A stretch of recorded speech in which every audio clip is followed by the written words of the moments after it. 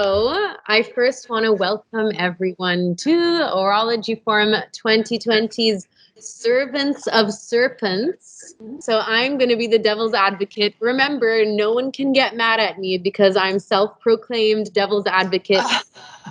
And I have to present the other side of the argument, and I'm testing you. You all know that the point of a devil's advocate is to test how strong is your argument really, your point or your argument really is. Not that this is a debate or anything, of course, but I have 10 questions which I have prepared. They're very devil's advocacy. And my glasses on for this. Your glasses. I've got mine prepared. Yeah. No, I'm not. You're not going to be reading anything. You won't be seeing me. You'll just be hearing. Do we get marked out of 10? Yes. What do we win? Yeah.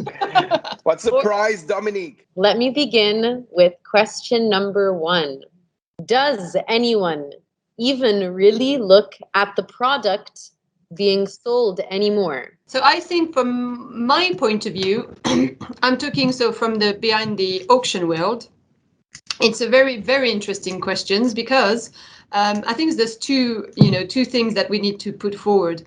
Whether it's watches, whether it's jewelry, luxury market, you have two sorts of items, I find. You have the things that we say sell themselves, For example, you have a love bangle, you have, a Cartier tank, we know those are going to see. And I think this is the case where you see that people, the way you put it, don't look at it. Obviously they're going to see people looking and all that, but they trust the brand, they trust what they've been told, they trust what their friends are wearing, and they go for it. And then you have a second type of objects, again, in the second-hand market, that are not signed or that are from brands that are less well-known.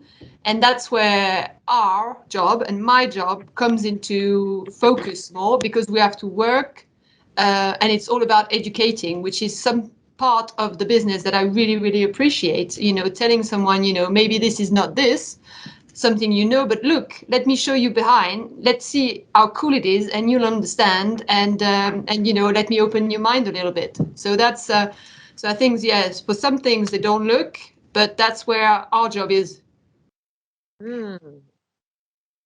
I think from my perspective, my point of view, I think it definitely says a lot. Knowing the product is very important today. You can't just buy a product because somebody told you this is a good product, or because an influencer dictated that this is a product that you must have. Today, there are a lot of tutorials. And if you buy a watch or a camera or anything that needs a manual that tells you how it functions and what's the good thing about this product and the bad thing about that product and why you should make the decision to buy this specific product, you go to the tutorials. It's very, very easy today. It's abundantly available online, and you learn so much, and it's much easier than opening the manual and start exploring yourself. So the functionality of a product, whether it be a piece of jewelry that you buy, a watch, or maybe an electronic, I think is it's extremely important to know the product before you buy it. I believe that it's very valid, and I think it's very essential. But it's sometimes overlooked. Some people just don't know the product. They just trust their, what's fashionable, maybe. Yeah. Psychologically, I agree with you, because also sometimes when, let's say, can we say brands? Can we mention brands here, Dominique? I don't want to touch on the subject of watches, but let's say Apple and Samsung, for example. When a new phone comes out, my first impulse is to go and buy the Apple. And you're absolutely right with what you said, because I know that it's much more easier for me to maneuver and to work on it. Although every person who understands tech will tell you Apple is crap, go to Samsung. Every person, including my IT manager at the office, who did not teach me how to log on to MS Teams right now. But so yes, it's sometimes overlooked. You're absolutely right. Well, I think there are classes of buyers, of customers. First of all, I think product is really important, right? People say, years ago, an old mentor of mine who was the world's leading marketing channels authority, right? We were working with a client, and the question was, what's the secret to effective marketing channels? He said, great products. So product matters. People care about product, but there are a lot of kind of low information buyers out there, right? And so who queue up outside the Rolex dealer for whatever the latest Rolex sport watch is, and maybe don't really care, right? I mean, they're seeing benefit in the product, but they're not inspecting the physical product. They're dealing on reputation. There are a lot of other examples where people, I think, are heavily influenced by marketing channels, by resellers, by primary dealers, and some online retailers. We'll come back to, I'm sure, where it's these guys say it's good, therefore I need one. Yeah. I think there's a lot of momentum now in the watch market specifically. Gary, you said these guys. Yeah. Who's these guys? What was I talking about? Are the influencers? Okay, the resellers. Resellers. Well, there's a I won't mention the name, but there's a well-known dealer, secondhand watch dealer, who has almost single-handedly pumped the market for Journe watches. Okay, and they've built a huge inventory of Journe watches, and they bleed them out onto the market, and they just promote them, and then other people say, "Ooh, Journe is hot.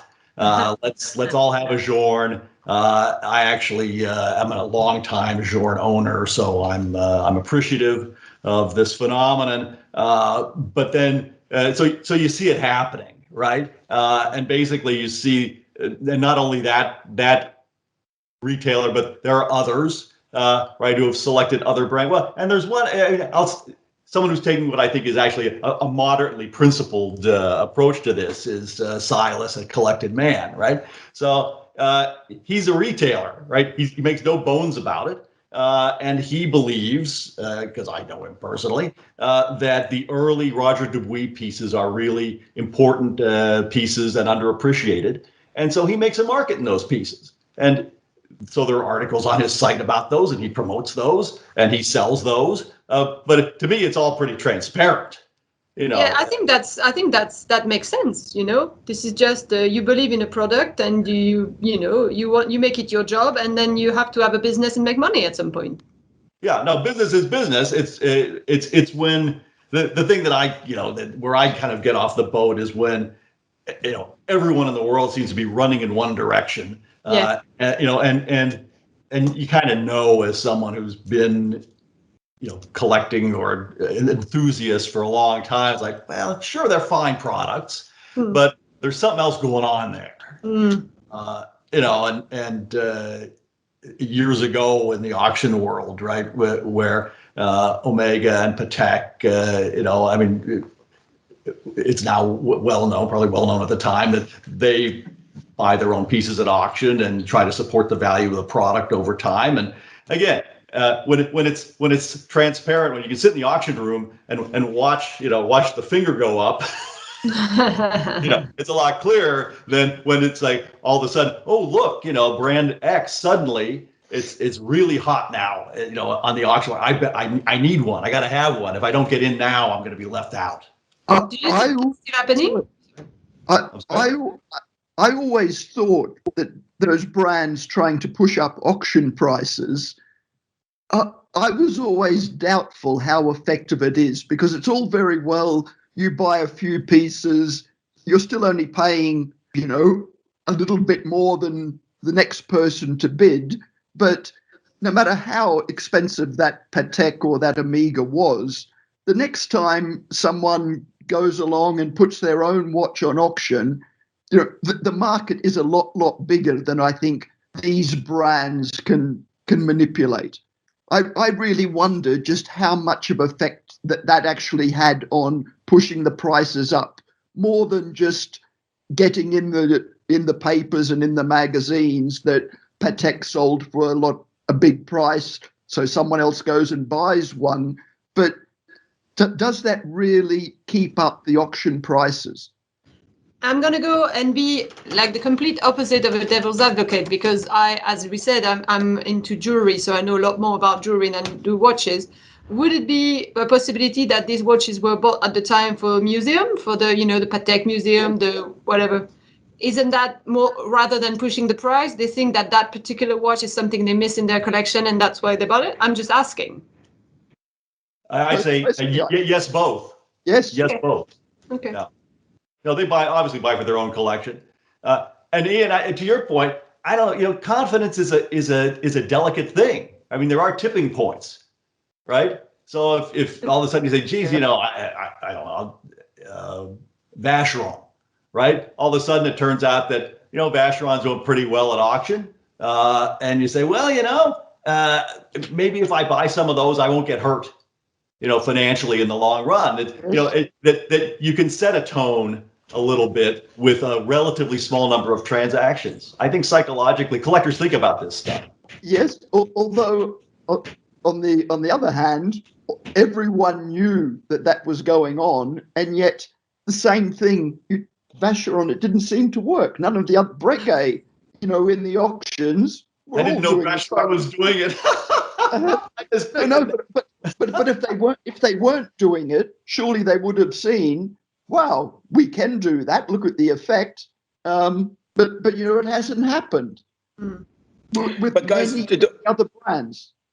Sorry to interrupt. Don't you think that this happens mostly to newcomers onto the market? Let's say when you have new collectors. I mean, when someone is a mature collector, whether it be watches or art or jewelry, there's always a lot of education that's done before. They have advisors, they read a lot of books. There's a lot of information going on in their mind before they make up their minds finally.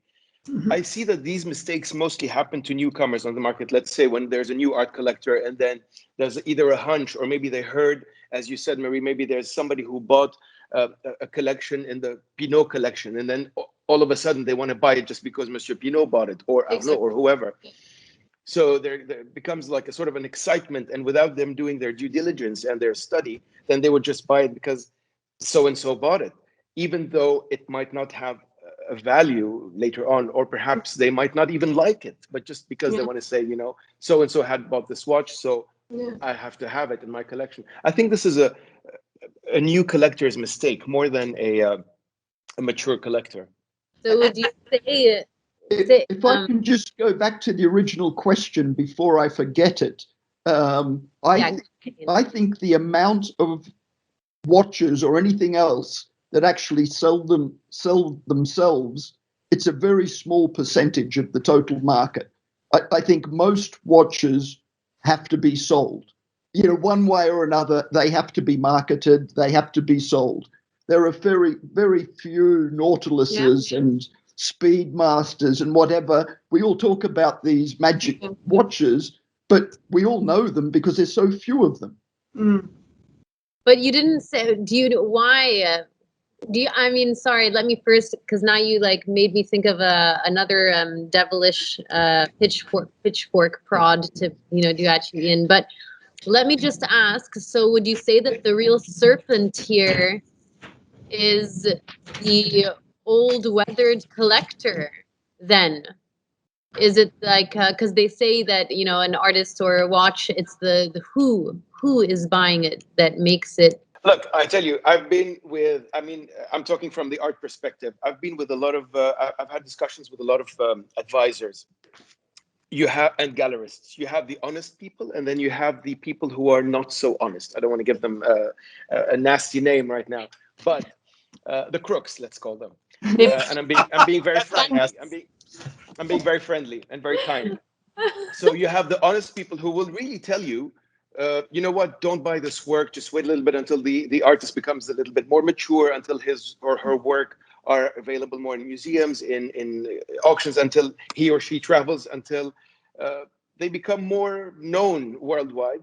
And you have the other crooks, soi-disant, who will tell you, I actually heard one gallerist once tell a friend, you should buy this artist's work because he has cancer and he's going to die soon. And I promise you, and the person, a new collector, he immediately bought the work because he thought he saw figures in his head, that this is going to multiply. 20 years later, the artist is still alive and doing extremely well. I'd like to tell you that. And so you have, it depends on the opinion. It's not a general thing, Dominique, that you say, who is the devil here or who's the serpent? You have honest people, and then you have crooks who just want to make the quick buck. Correct me if I'm wrong, guys. if I as a seasoned collector, I guess, after all these years, the question is, are the seasoned collectors the serpents? Well, first of all, I have a bias about that, so I'm not going to surprise you too much. But I do believe, and I've often said, collectors influence other collectors, right? So if there's a blog article on why the new brand X is the greatest watch in the world, well, that doesn't. If maybe there's something I've never seen before, and they say, "Ooh, there's Peterman Badat, right? These two young guys are making this watch. Looks, yeah, I met them. That's a longer story, but met them last year, and you say, "Ooh, that's pretty cool." Okay, so from an awareness perspective, yeah, but. When I'm talking watches with people I've known for a long time, or people I haven't met before, but who are known people. And the thing about it is, you're not saying, well, you should buy X. I'm saying, I really liked X. And you say, well, and then someone else says, well, why did you like X? And then you have a discussion or an argument. We go to the shows every year and we have a dinner, our group, and we say, what's the best watch of the show and the worst watch of the show? And sometimes, my best watch will be someone else's worst watch, and then you learn something. Yes. So it to me, it's a much deeper discussion. Ian, back to the days of the forums, the watch forums, where you'd go on and there were rules of engagement, but basically you had to support your point and say, hey, you may not have heard of this, but I think this is really cool. These guys are great, and ultimately, there's a body of opinion that surfaces among the collector community where maybe some things do take on, more, where you go to your watch club meeting and there are 10 people and 4 of them have the watch.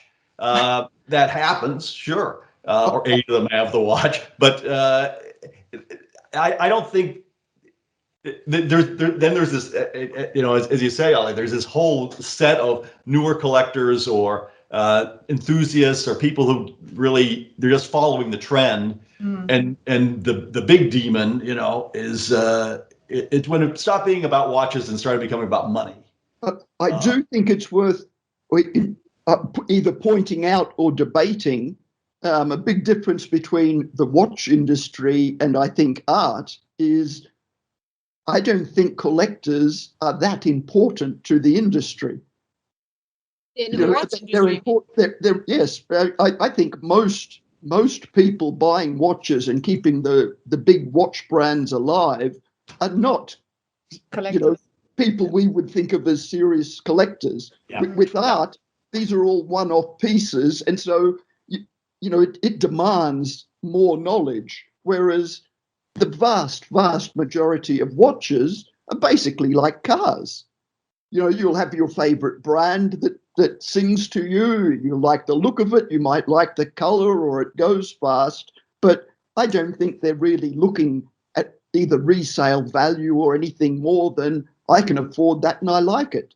Yeah. Ouch, Ian. But it's the same for jewelry, and so I think that's why the luxury industry is slightly bit different than the wider art market for sure. But what you were saying, Gary, earlier made sense when you say it gets wrong when it starts being about money, and you like discussing watches and proving your point, and that I think that goes back to what I was saying about the fun is for a passionate person. I think about educating and going a little bit deeper and having someone change your mind is the best thing in the world, I think, for me, whether it's regarding a watch, a book, or a movie, Yeah.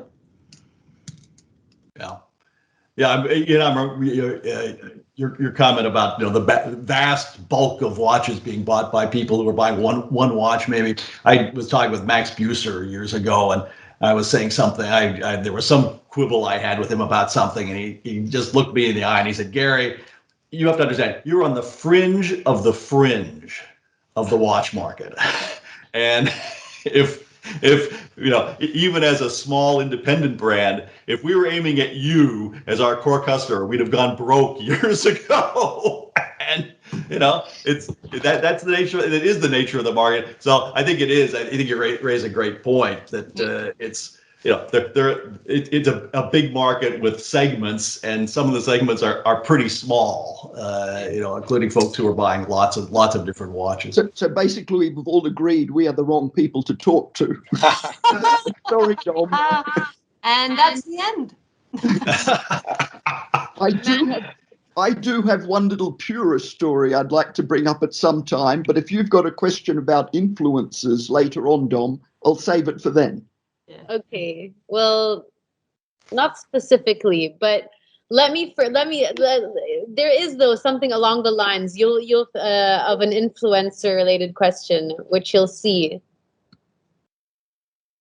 I first wanted to ask Marie though something. Get ready. Ooh.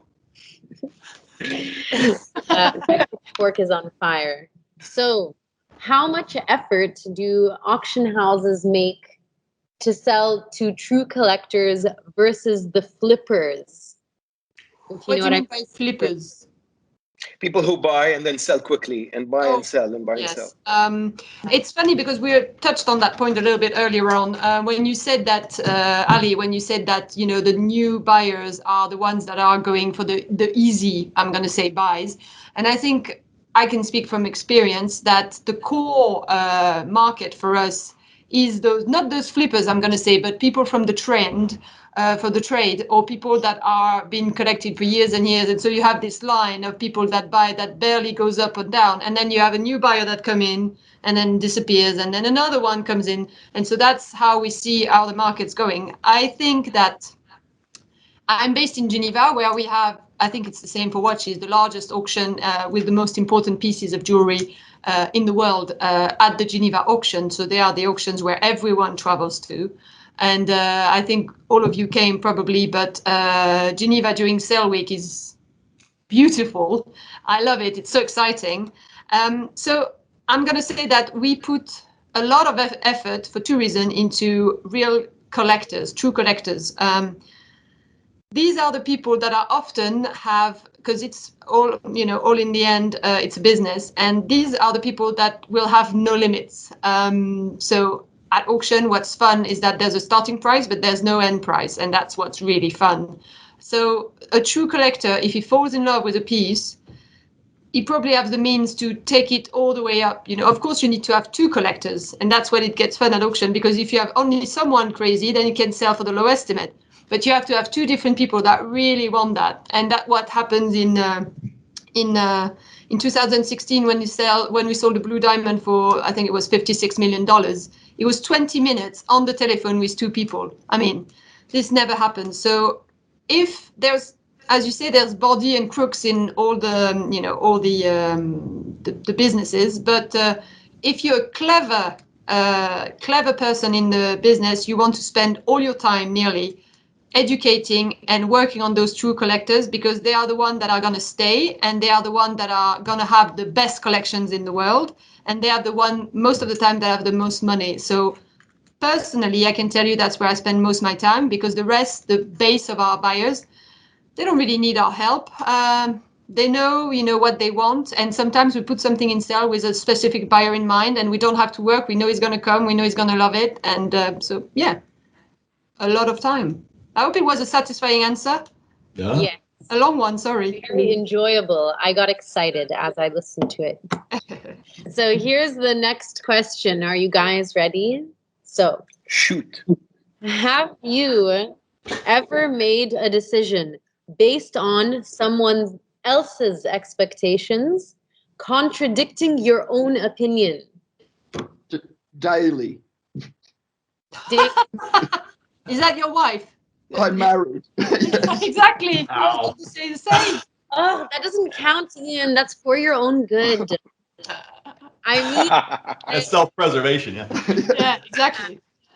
I mean, in terms of business, whether it's writing an article for something, or if it's about buying something or selling something, have you ever done something that you personally, in your own opinion, it was contradicting it, but it's based on someone else's expectations? Not that that person said, yes, you have to do this, but you thought this other person expects that of me. You know, maybe I could just start. This will be a mild one, but you know, I have a couple articles a month that I publish, and I've got my Instagram account and all the rest of that good stuff. And sometimes when I go to sell something, I think, geez, you know, what will my very small audience think, right? Or if I'm going to buy something and it's something that I think is cool but is not popular, and I'm going to write about it, I do think about it, and then, but I fight it, and so if I ever done, maybe there's a piece or two that I've still got, in the vault at the bank or in the safe that I wouldn't still have, because I'm thinking, well, what will people think? But at some point, the question is, do you own the watches or do the watches own you?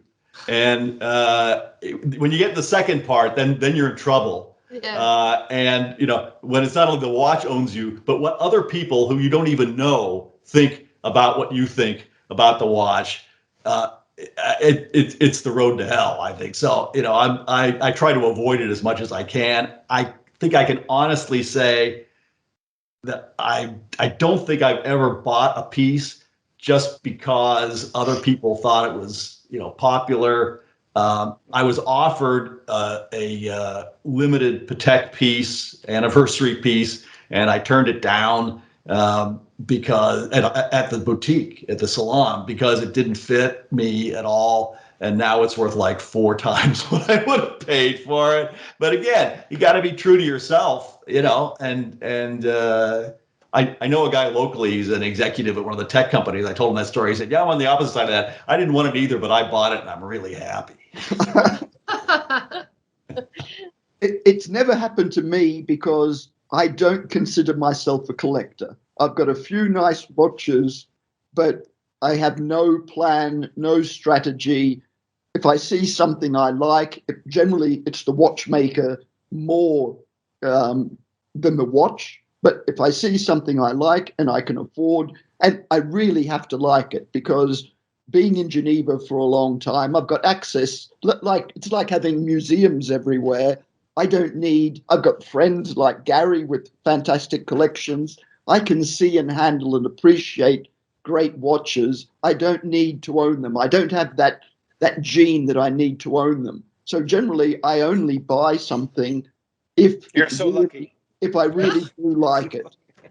I've still made mistakes. I've certainly got had some regrets, but not because I've ever felt pressured. Ian, you're not getting out of it, though. I didn't just say buying, okay? Don't try to scriggle your way out of it. It's also writing. Okay. Writing. Yes. Yeah. So address that, please. I'm not saying it's never happened, but I think very rarely. I'm somebody that unfortunately for some of my colleagues doesn't hesitate to upset or say what I think, to my own detriment at times. But I don't generally feel pressured to do things, or if I do feel pressured, I just don't care. I will happily upset people. Maybe not happily is the wrong word, but it worries me less than it worries I think many. you were right the first time, Ian. Happily sounds accurate. Freudian. I'm very good at saying I'm sorry. I've had a lot of practice. You're married. Yes, it's true. Look, I think it happens to everybody. I think it happens, especially when, again, I don't mean to repeat myself, but when you're young and when you're unexperienced, you often do this kind of mistake. And this is when you think a lot with your heart rather than with your brains. I mean, the perfect balance is always the best decision when you think with like 50% heart, 50% brains. But when you think with your heart, there's always an infatuation when you either buy a product and you do this mistake without being fully convinced because someone else bought it or someone influenced you. But then as you become more mature and more informed, I don't think you do that mistake as often as when you were younger, probably. Or perhaps you make bigger mistakes because there's more involved. You make fewer mistakes, but they're a lot bigger. What about you, Marie? In the auction, I saw immediately when you asked that question, I thought, it's interesting because in the business I'm in, it's twice a year or even more often at the moment, we have to we have to sell in order to make some money and, survive. And we offer the best of the best, obviously. But sometimes I'm very passionate. I am very strong-minded. And so there are things I love and there are things that I don't love. And if I have a client in front of me that is clearly interested by something that I don't particularly love, I'm not going to say, I can't say this is not good because I don't like it. So it's not much, doing something because, I have to, I'm pushed. It's just being, professional and explaining that maybe this is what this person is looking for. But it means that if it was my money, I would have never bought it. But I think that's the extent of it, for me. Luckily, there's 5 or 6 of us in the office that do my job as a jewelry specialist. And so I know, for example, when someone is looking for, let's say, a colored diamond or a nice diamond, I have 2 people next to me that are really passionate about diamonds, whereas I'm more passionate about Art Deco bracelets, And so we know who the client should speak to in order for everyone to be happy. Yeah, I then another, every time you speak, I listen, on another, well, as opposed to just waiting for my turn. Yes. And I think you make, great points, and I find it really, really encouraging. And I have to say, my experience with auctioneers and specialists is very similar. That I've had lots of occasions where I'll see something in the catalog and I'll call up and say, hey, what do you think of such and such? And fairly often the answer is, I don't think this is a watch for you. Good. That makes me so happy. And it builds such credibility, and it makes me want to deal with them more. And sometimes, and other, they're private dealer. There are lots of folks out there, and they'll say, look, this is not a watch. If you wanted to watch, there's some, like contemporary watches, pre-owned watches. They'll say, look, if you want to watch kind of as a beater and to have around, this watch has been polished heavily, and and for $5,000 more, you can have a perfect one. So wait for the perfect one. Or for your collection, this doesn't make sense, I don't think, but tell me why. So that I find that really, really helpful. And again, the theme is transparency, I guess. It's just I think it creates revenue in the long term, especially with repeat customers. Exactly. As opposed to getting a single transaction. I think we're going back to Ali's original point about it's the younger and experienced people getting ripped off, because when an auction house or anybody else can see that you are a long-term serious collector that will be coming back, it's worth for them to invest in you and to educate you, to be honest. But if they think you're just coming in to flip it and then you're gone and you'll be off, who cares? But I don't think, because as behind the scene, what we value a lot, I'm speaking for Christie's, is new customers, because obviously we are, the biggest in jewelry, at least. I know it's not the case for watches, unfortunately, not yet anyway. We are the biggest, auction house. So our database is probably what has the most value in our safe. And tell me there's a lot of diamonds in there. But what really important is the contacts. And so what we look for in every sale is new buyers. Who are these people? How do they come to us? And we value these buyers not more than our usual collectors, but to a different level. So those people, I would even spend more time advising and spending more time learning what they would like, even if they don't know themselves, And teaching them. Yes, and that's my passion as well. I think that's good. I think that's a good point, because as somebody that doesn't care so much about dressing up, etc., I will often go in to buy a watch or something, and I'm looking like somebody that's just been sleeping on the street. And sometimes I do get, I've been into luxury boutiques, with a motorcycle helmet in my hand and whatever, and I can see they're thinking, please, go over behind the door. But in general, that's not the case. Oh. In general, people know now it's hard to judge. Oh, I heard the story so many times, because I started working in London in the South Kensington branch, where it was lower value, and we'd see people off the street come in and all that. And I can't tell you how many times you see a person, you're like, oh no, it's a homeless person that came in, and they ended up buying something for £50,000 and just paying on the way. This is the first lesson. I mean, the first lesson. Pretty Woman for me is a movie. I thought no one's like that. I No was one gonna behaves say, like that. when she walked in with her bags, it Yeah, says big mistake. exactly. Big mistake. So the next question, guys, what is the, and if you don't notice, I'm laying these traps for you. These questions are traps. And based off how you answer, little questions creep up in my mind. But so far, you guys have been doing okay. Not as bad as I predicted. So Just okay. Just Yeah. admit you're disappointed. Well, let's see. We have some time left, so there's Are you time. feeling under pressure to change your questions because of the way we're reacting? Yeah. No. I definitely don't need to change my question. Put it that way. Okay, so the next one.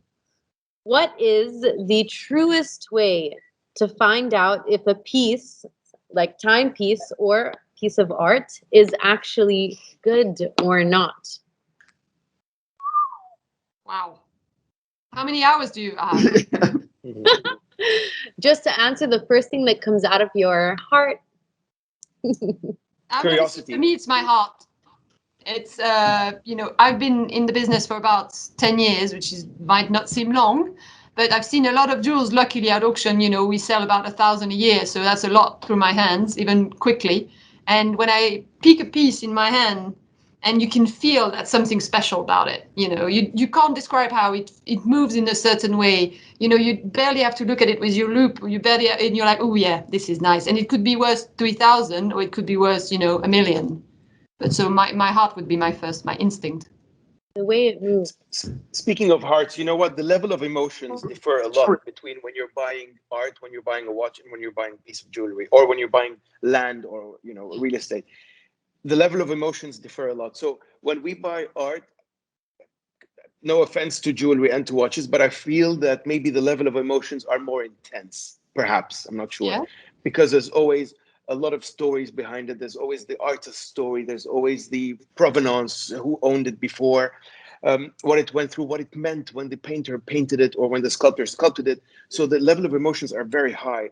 And this is why I would say information is very important in order for us to know whether this piece is worthy of being in our collection or not, or is worthy of being bought or not, because after all, we're going to live with it for a very, very long time, unless we're flippers. But I say again, back to my first point in the first question, education and information and learning the provenance of the piece. Perhaps it's a different thing with watches and with jewelry, but maybe with jewelry more, I say, because also there's provenance is very important in jewelry. Yeah. What about watches? Well, it's interesting because watches are now. I mean, there are at least two kinds of watches, right? There are watches that come from brands, right? So where they're like cars, right? So in cars, you buy a Ferrari or you buy a Mercedes-Benz or you buy a Bugatti, right? In art, you buy a Picasso, or a Klee or whatever. And watches, there are the Pateks, the brands, and then there are the independents, right? The Like small independents. Exactly. Our mutual friends. Yes.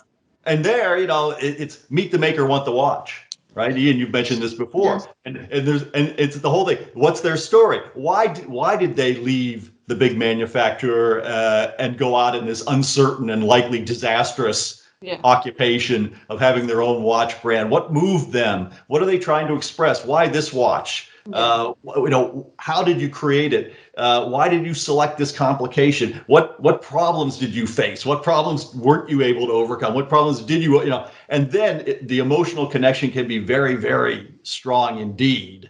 And I think even if you look at what some of the auction houses are doing now, with an increasing number of these independent pieces and promoting them more, that it's not just on buying a brand anymore, or a notable piece from a brand. I'm also buying the person and the maker and their story. So I think it is shifting to some extent. But I also agree with both of you that inspecting the thing is really important, right? Holding it, seeing it, experiencing it. That's why the auctions now for me are so frustrating, because I love going to Geneva and sitting in the rooms and and I've had the experience of, saying, I never knew this thing existed, but what is this? Tell me about this, and why do I love this so much? And is it important? Is it not important? What about this particular example?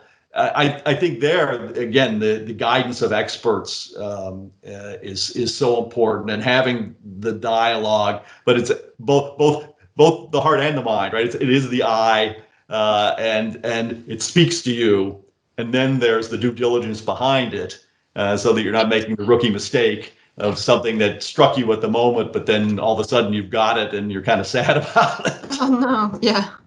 I do think when we're talking about quality of a watch, though, what are we talking about? The quality of it as an art piece, if we're talking about something made in fairly small numbers, or sheer quality, because a Rolex is just fantastic quality. And the difference between a watch, it's probably more similar to jewelry than perhaps a lot of art, is it is a piece of engineering. If you just want to judge the quality of it, you can actually, hold it up to your ear and feel the winding of it. You can get a feel for how well it's made. With a piece of art, okay, I suppose you can look at the quality of the framing and the paint and how certain things have done, but I'm guessing it's a lot more subjective.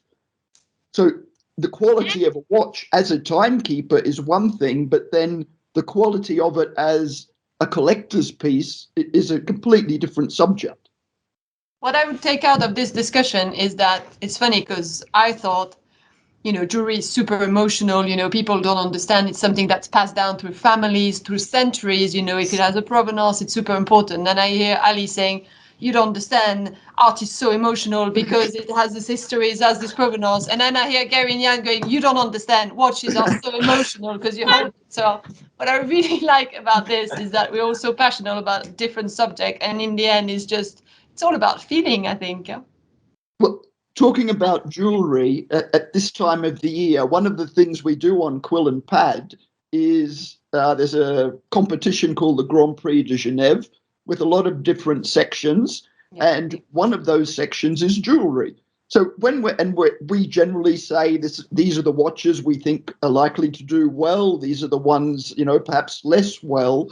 And when we're talking about watches, even if it's a watch I haven't seen, I know that when I see it and feel it, touch it for myself, it will change my impression. But I know enough about watches to have a general idea. I know nothing, because one thing I have learned about the jewelry pieces, you have to feel them to know anything.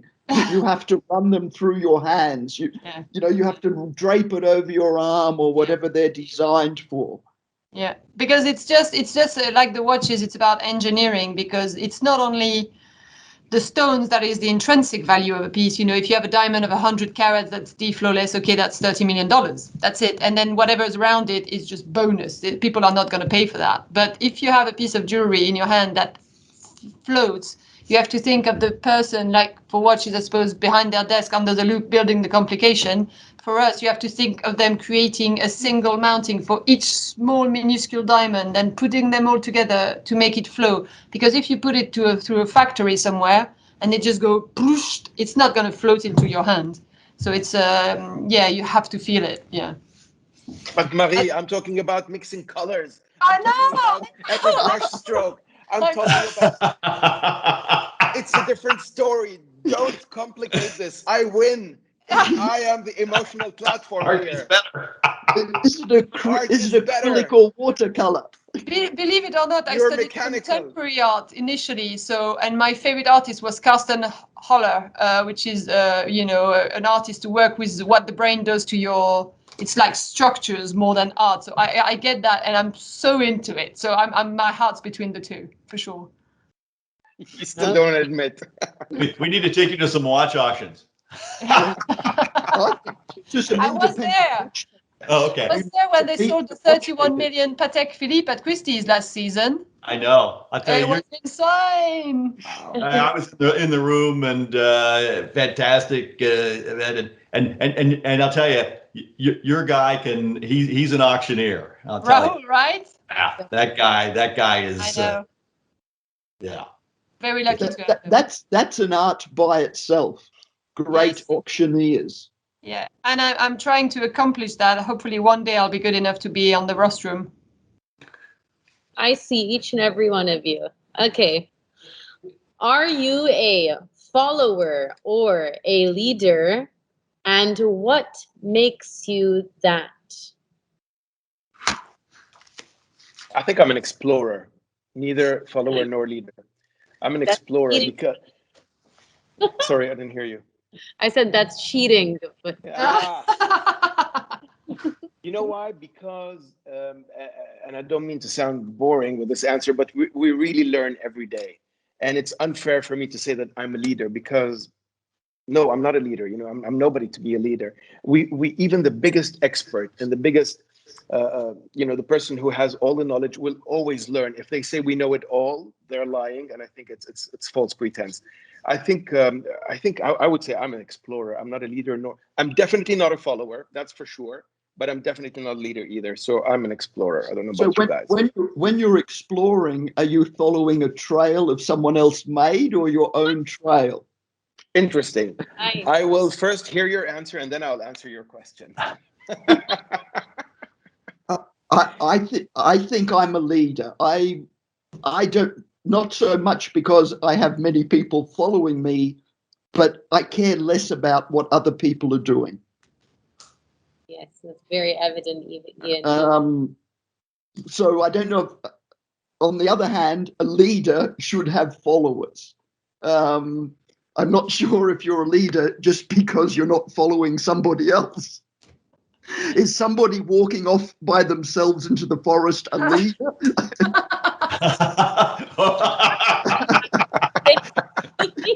or an explorer? Yeah. Oh, nice. Perhaps I'm an explorer too. Yeah. Your turn, Marie. Or here.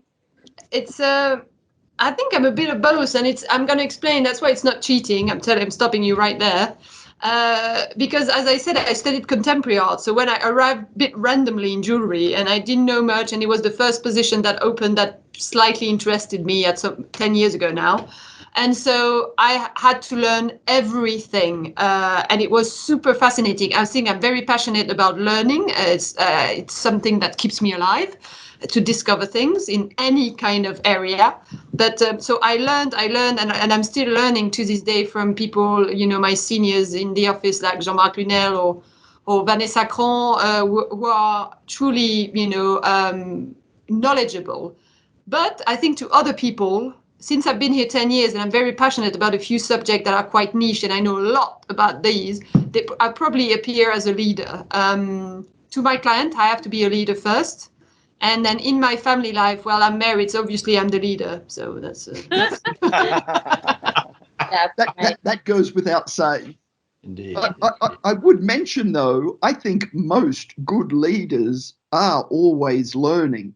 I don't think you will ever be a successful leader unless you are always learning and exploring. Back to exploring. That's yeah, exactly. No, but When I think Dominique was talking more. Your followers will quickly catch up and go past you. Yeah, but Dominique, I think, was talking about leader or follower in buying a product, not in life. Okay. No, right, no. Dominique?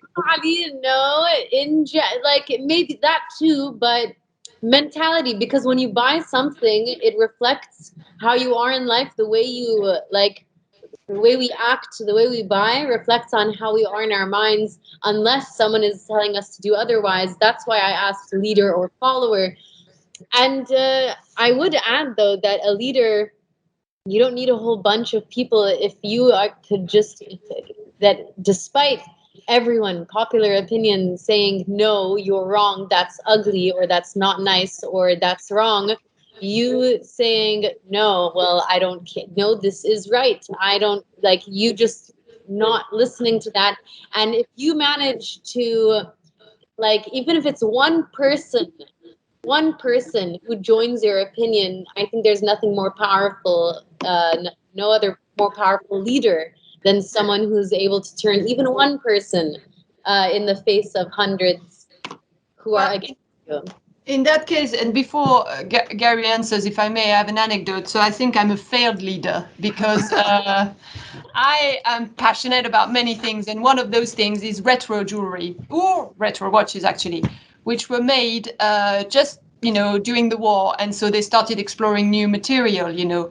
That's the invention of pink gold, not because it was pretty, but because they didn't have enough gold, so they added copper to it, and that created pink gold, and suddenly they tried to make it fashionable because that was the only thing they could use. Same for synthetic stones, because we couldn't import stones from Sri Lanka, from Brazil. So during the war years in Europe, they used a lot of synthetic stones. And they worked with gold and material in a completely different way, where they invented design with the little material they could use. So the tubuga was created, for example. So I'm very passionate about retro. And so a couple of years ago, I asked my management if I could do a retro section in our sale because I believed in it, and it completely failed. Nothing sold. People don't like retro. I'm all alone on that path. So I'm a failed leader, I think. You're an explorer. Yeah. You're an explorer that just And I'm went just down still as there. passionate about it nowadays. Yeah. I'm So interested to hear Gary's opinion. Yeah. Yeah. yeah, well, I mostly in the world of watches, I maintain this great ruse, which is that I'm a person of some humility, when in fact I have an immense ego, and I just try to cover it up as much as possible.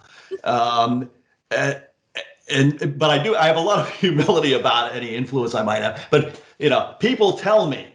Right. So there have been things where I've made comments on some Instagram posts that I thought were of no consequence about a particular watch or something. And I'll get some, really pointed reply in private from people and saying, what are you doing? You can't say, geez, but who's listening to me? And the answer is more people than you think. Again,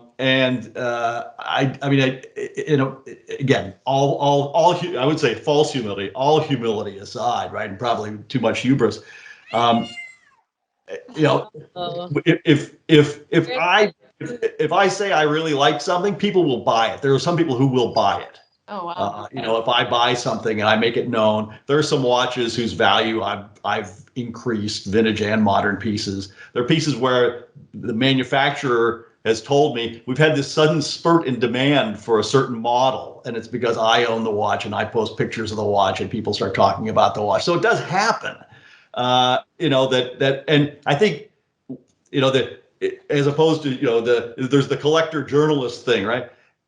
As a collector, you can like everything, but you can't buy everything, right? And so there are a lot of people out there who say this is this is the greatest watch ever made. And the next week, this is the greatest watch ever made. This is the greatest watch ever made. Well, I have to say, you know what? There are a lot of great watches, but these are the ones. And I am a kind of a known eclectic contrarian in a lot of ways. So people say, okay, Royal Oak or Nautilus, and my answer is Vacheron Overseas, right? I don't own either of the other two, right? And now the Overseas is, after like 1,000 years, becoming somehow popular because they've improved it. But it's like I never cared. Vintage Patek, 2497 or 24. No, I have a 1526, which is too small, too old.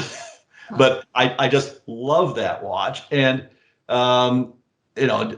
John Reardon told me a few years ago, he said, you're really now identified with that watch, and that watch is identified with you. And we get people calling saying, what's that watch that Gary has?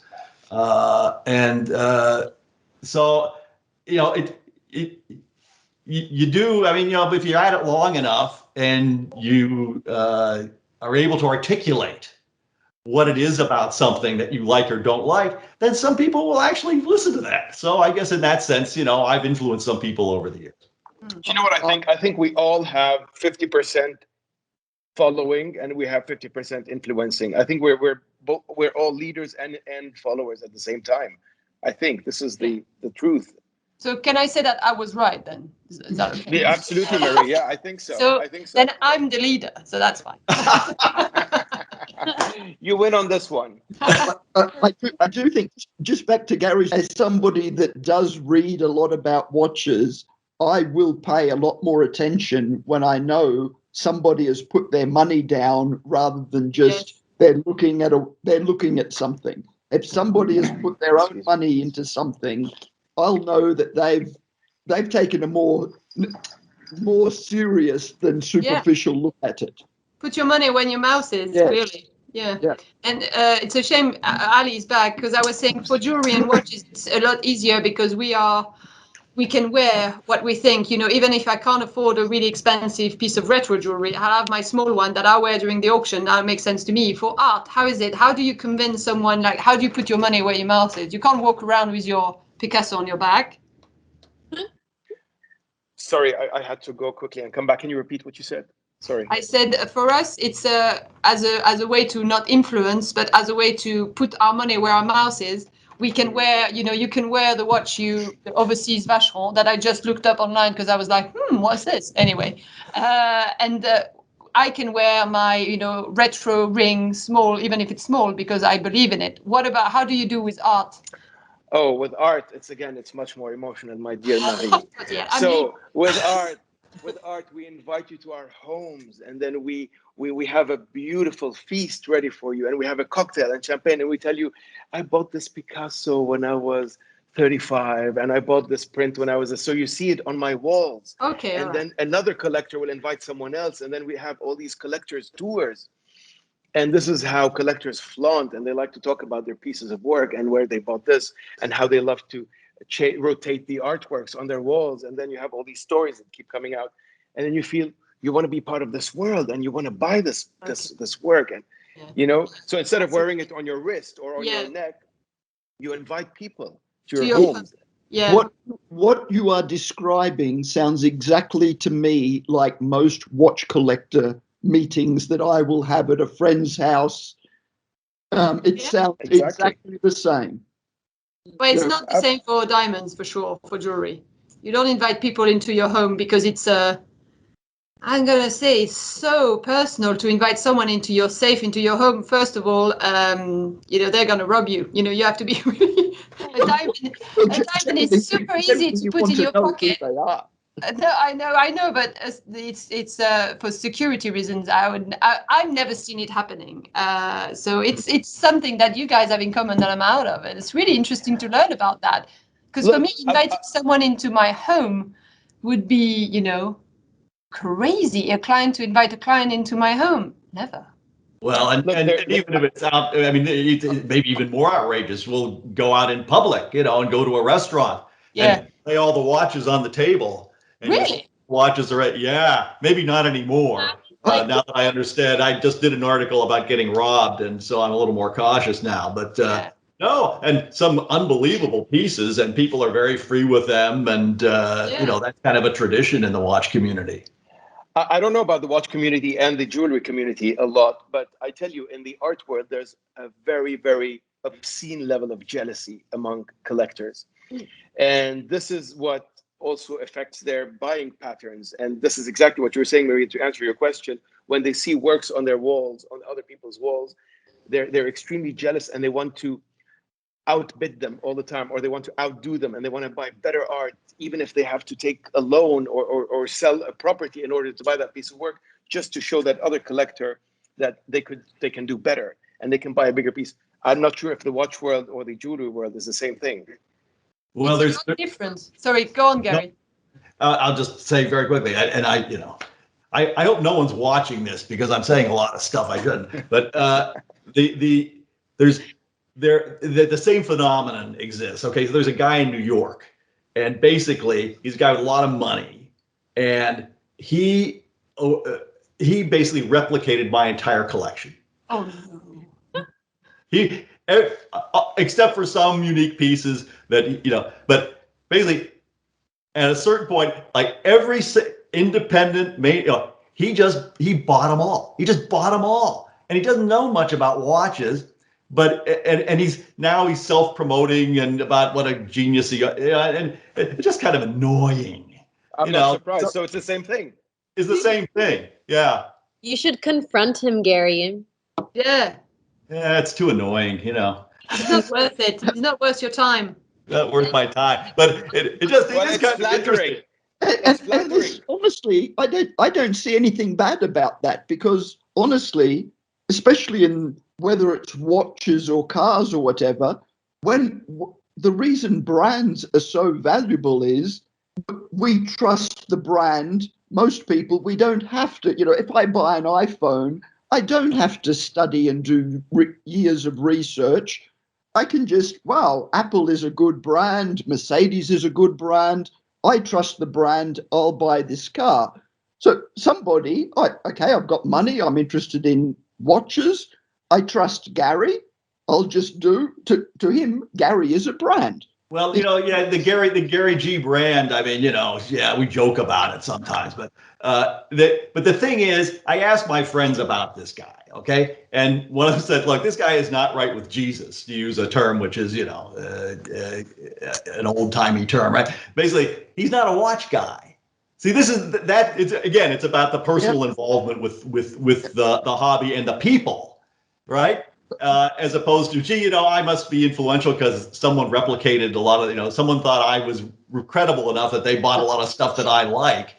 That matters not at all to me, to be honest. But of course, he's not a watch guy, because the reason somebody will just buy a Mercedes or a Toyota or an Audi or an Apple is I'm not a phone guy. I'm not interested to study. I will just go for the brand. It's a shortcut to knowledge.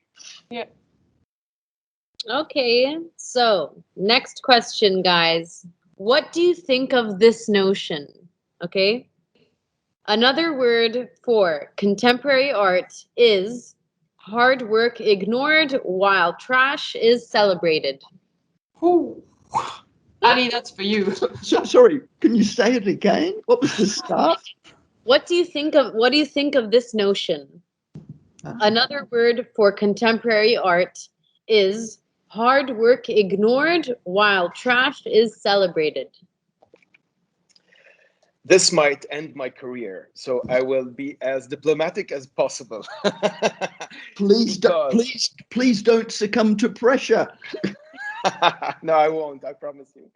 Because very often I go to exhibitions and museums and what have you, and auction houses, and I see works of art that I understand absolutely nothing about, and I try to I try to listen as much as I can to the art expert explaining the product or the art piece, and they don't make sense. There's no sense in anything they say, but the work is selling for millions and millions of dollars. Many times I find myself in a weird situation where I cannot comprehend the work and I cannot understand why they're buying it. And I'm dying to name the name of one specific artist, but I won't. Oh, come on. No. Whisper. No, I won't. Yeah, whisper. Not even initials. But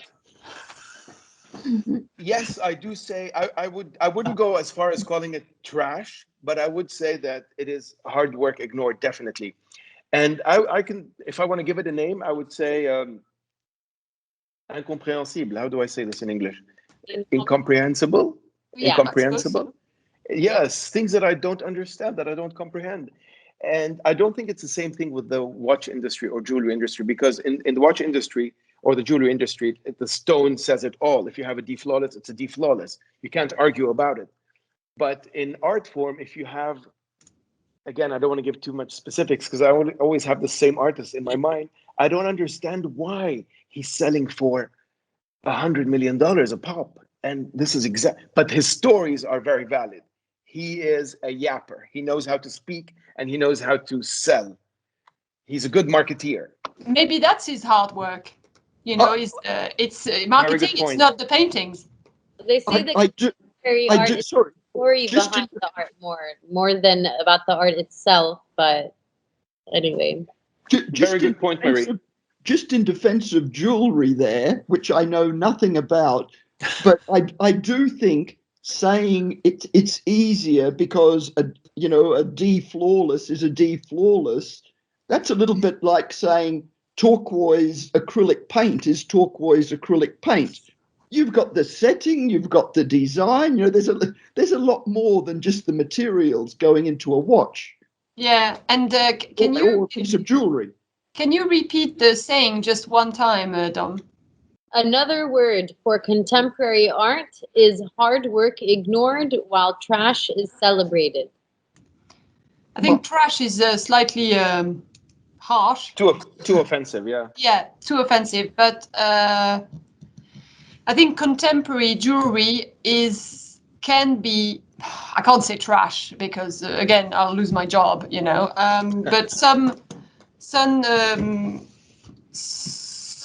contemporary creations I think will never, and maybe I'm just, you know, it's like royalist speaking, or, you know, not an anarchist, but a reac, let's say. The level of craftsmanship that went into jewelry in the 20s, in the 30s, in France in particular, not because I'm French, is something that cannot be recreated today, because if they did that, the retail value would just be, it would be incomprehensible. People would not understand why something is so expensive. So what we have today on the contemporary market is not trash, but it's not up to the level that was created, you know, 80 or 100 years ago.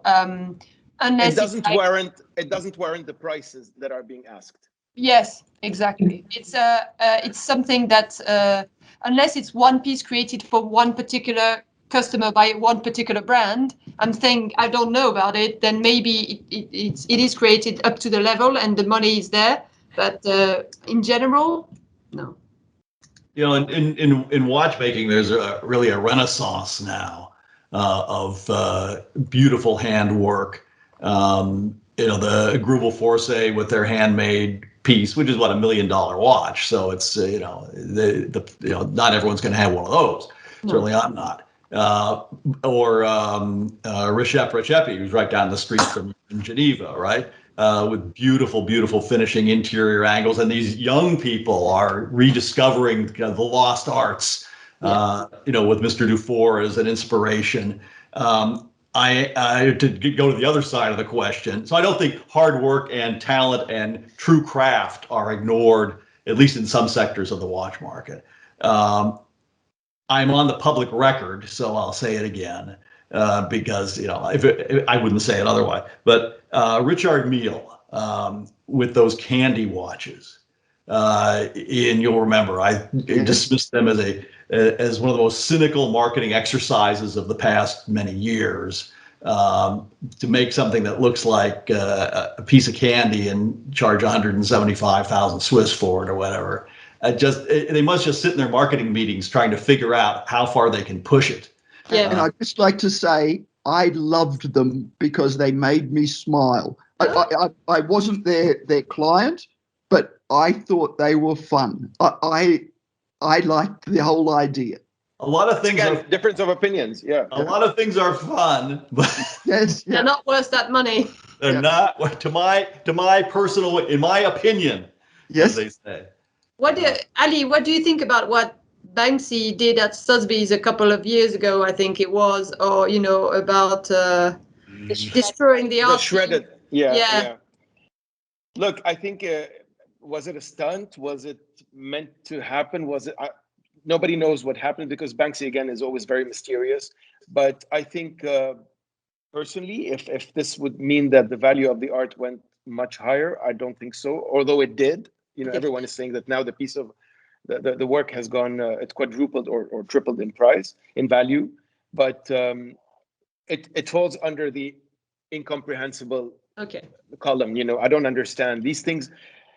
It's more of a hype. I think this is the psychology of a hype. Here we enter the hype, and we enter a different kind of explanation. When you want to define the reasoning of the hype, then you go into psychology and you go into, like, why are these people after this specific product, and why did shredding the artwork, you literally destroyed the work, how come it increased in value? It's destroyed.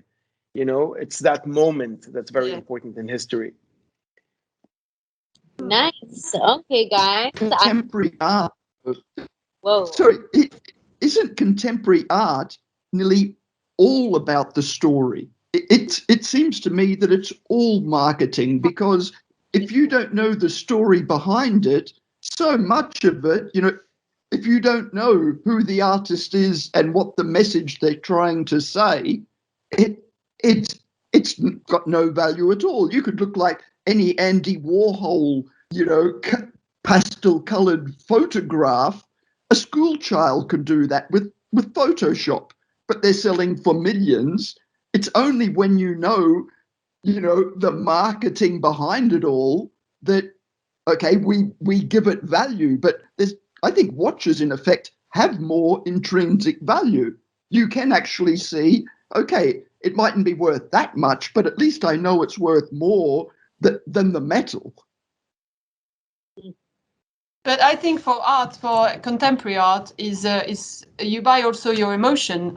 When you see something, even if it's just a scribbling on a huge painting, you like, oh, that speaks to me for some, So for me, it's a mix of both. It's a mix about your emotion, and what I love about it is that you have to work for it. It doesn't come to you, But is that because you have to work for it to find out the story to appreciate it? You can't just appreciate it. Yeah, I like the fact that it's not easy. Object. It's not easy. It's not, if you want to understand it, you have to go and say, why did conceptual art, when did abstraction start, and it starts with the Impressionists, just the way they saw light, so it's not about only contemporary art. Yes. But at least they were technically skilled artists. I see where I see where you're going with that. Sorry. You could see that technical skill. You could see that their level of painting ability was above most people. Whereas if you're doing... Whereas now they have a factory and they have people painting for them instead of them. Yeah, I see what you're saying. Were you talking about Jeff Koons? I was thinking in my head, is he talking about Koons as well? Yeah. Not saying a word. Oh, bloody hell, Ali. So let's go on to the last final question, you guys. Okay, here we go. Are you ready for it? Now you need to be really honest here. And you've been a good cooperative group so far. So I think our grade just went up a little bit. yeah, continue cooperating. Okay. Have you ever been in a position where you liked something no one else did publicly? Yes. That retro section I talked about, I was passionate about it, clearly it didn't work. I mean, literally all the time, whether it be, again, back to the piece of artwork or maybe a book that I read. And then I love convincing the people that, no, this is good because of this and that. Yeah. This is where I create the debate and this is where the discourse happens and the conversation takes place. And then it's like a challenge that I have that I want to convince you, but not just because I want to convince you, because I really do believe in it passionately. And if I love the product, I will fight for it wholeheartedly in order to sell it well and defend it. And would you do that publicly? Yeah. All the time. Like not only to your clients or your friends, but to like social platform or internet or book or especially social platform and internet, especially.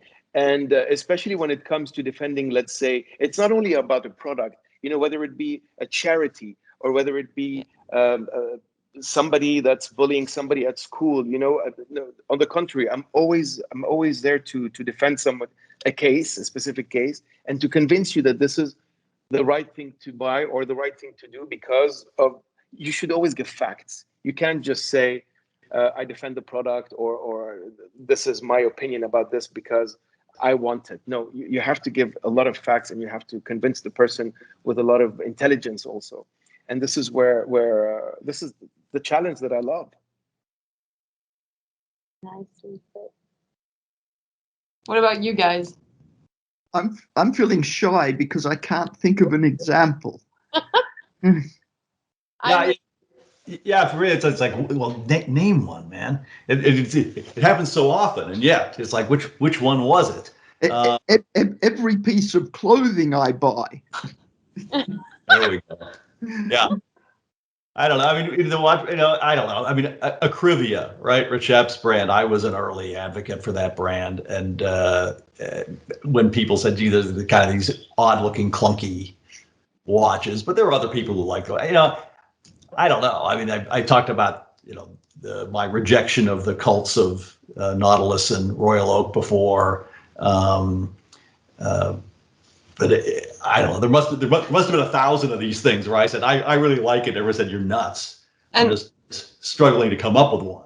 I have a question for Ali and you, Gary, and you, Ian, is how, because I have my answer. If you're standing up for something alone publicly, and how does it feel like when, it doesn't pan out and people just don't understand your point? Because that happened to me, and people just don't see what you see. How does it hurt? Because me, even though it's, it's my work, I take it personally. It was hard, I was just like, but why don't they get it? It's so awesome. But if they convince me, then it won't hurt me. It's just that they have to convince me that my decision was false and it has to be a realistic approach, and it has to be invincible. And then I can be convinced, and then it won't hurt me at all, because if I'm convinced, on the contrary, I will admit and I will say, you're right, guys, I should have gone with that decision instead of this decision. But for me, I don't get that, because I put my heart literally out there to millions of people that see our catalogs. And I just didn't get an answer back, and it's just not something that, I can say, but why to someone in particular? I have to live with myself and challenge myself and think, well, maybe I'm wrong, maybe these things are not worth any money. Clearly, I was wrong. That's well, now that you bring it, I mean, that I'm on a much smaller scale, but back in the days of the forums, the watch forums, I would sometimes sit and write what I thought were these fantastic arguments, points of view on certain watches or on the Grand Prix de Genève result or whatever, right? And I'd labor and type it all in and post it, and I thought this is going to be the greatest thing, and nothing. Okay, if there's anything worse than people writing back and saying you're an idiot, it's that you put your opinion out there and there's abject silence, right? And it was back to your point, Ali, that if you're convinced, right, the market speaks. Okay, that if you put your point of view out there, and not only, I mean, it's so bad that people just ignore it. They can't even be moved to respond to it. You just have to kind of accept it and move on. But when it comes to, I should take out some watches and just stare at them and say, which one of these is the one that I, loved and bought, and everyone to this day says I'm an idiot. I know there must be some. I don't care. I mean, at a certain point, you have to have some confidence in your own judgment. And back to your earlier point, Ali, absolutely. Early in my, not collecting, buying stuff, everyone's got, what was I thinking? Probably 80% of the stuff I bought at the outset, it's like, what was I thinking? Yeah. And that stuff's all long gone now. But no, I mean, there are pieces I've got. I don't know. I mean, I have a Jaeger Futurematic. I got all this, some oddball vintage pieces of no consequence that people wouldn't pay any attention to, but I love them and I don't care, basically. You've led nicely to the little story I wanted to tell about the truest, Gary. And I'm probably going to highlight that I'm the real snake here, because I went through the same kind of thing. You'd write something, and it still happens now, but I'm more blasé about it. I know that what I care about, most people don't. But at the very beginning, writing on these internet forums, you'd write something, you'd put your heart into it, and then you'd be waiting to see what the comments were. And generally, it was a bit of a crapshoot whether the comments would be good or bad. But I quickly learned, or if there'd be any comments at all. But the slowest thing was the first comment. Once the first comment was there, it would open the door to everyone else. So that was the first thing I learned. You need to get that first person to comment. But I also learned very quickly, if the first person likes it, the next 10 will like it, or at least 9 out of 10 will like it. If I'm writing about a particular brand and I'm publishing at, say, 12 o'clock tomorrow, I would email somebody that I knew that loved that brand and I knew would like what I was writing. I would say, just to give you a heads up, at 12 o'clock tomorrow, I'm going to be publishing an article. And at 1 minute past, when that was published, of course, the first comment, and they are happy that they've had a heads up. So the first comment is gushing with praise and compliment. My ego flies up, and then the dam is broken and they flow in. So sit up you know, on top of the pile of rolling heads as the king cobra. You circle your serpent tail around, you know. Yeah.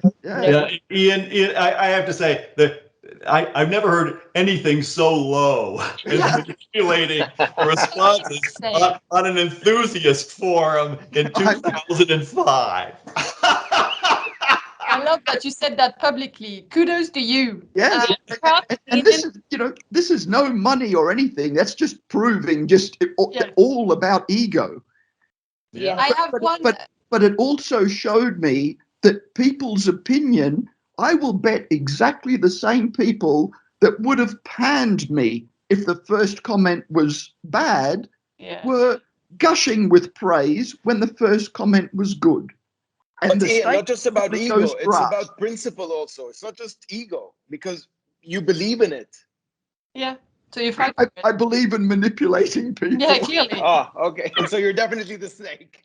I just have one question. If that's this on your head, because I'm very interested about your opinion on it, is that talking from my experience, as a, when you start learning about something, you hubris, your ego, and you're like, oh yeah, but I'm niche, I'm not just gonna love the Alhambra by Van Cleef, I'm not just gonna learn the Serpent by Boucheron, I'm gonna love something that very niche, French, Boivin, not signed, blah blah, and then turns out that you want that Alhambra necklace because I think it's pretty, and now I want it. And I'm thinking, how would you, Gary, for example, go ahead at some point and think, actually, sod that, I like the Royal Oak. I'm going to buy myself a Royal Oak, even if for 20 years I said I won't. And same for you, Ali. Would you go and say, well, that Banksy is rather cute. So, and I'm at that level now where I'm buying jewelry that I said, because now I think, I'm flying over, whatever, if everyone else has it, I love it. This is the power of what's happening around you. You absorb, as a human being, you absorb a lot of things, whether it be somebody who said something to you, or maybe an advertisement that you saw on a billboard or in a magazine, or somebody sitting next to you on a plane. Influences happen to you without them purposely being there to influence you. Yeah. You're influenced all the time, whether it be by somebody you don't know or somebody you know very well, or a TV advertisement, as I said. And it happens all the time, and it affects your judgment on whether you want to buy this Van Cleef Alhambra or not. And this is where, I don't want to call it your taste becomes more mature, but sometimes you go through phases, and sometimes you go through a very serious phase, like very intellectual phase. You want to buy the top of the top, and you want to save a lot of money to buy that specific piece. Or you're in a very happy place sometimes, and you just want to buy something whimsical, something fun, and something that is light.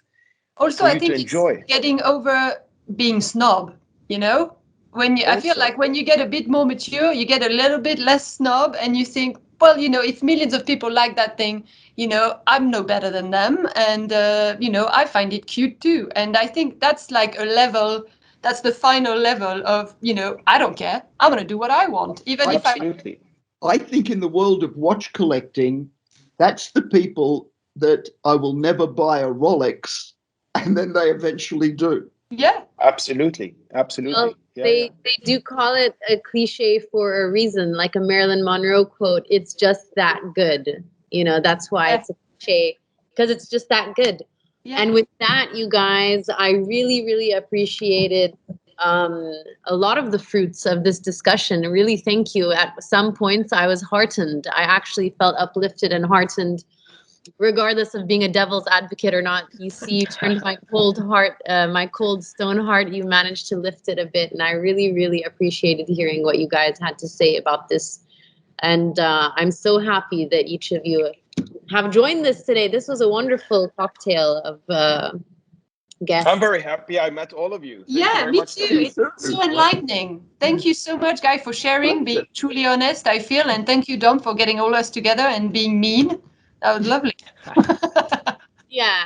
No, it was my pleasure.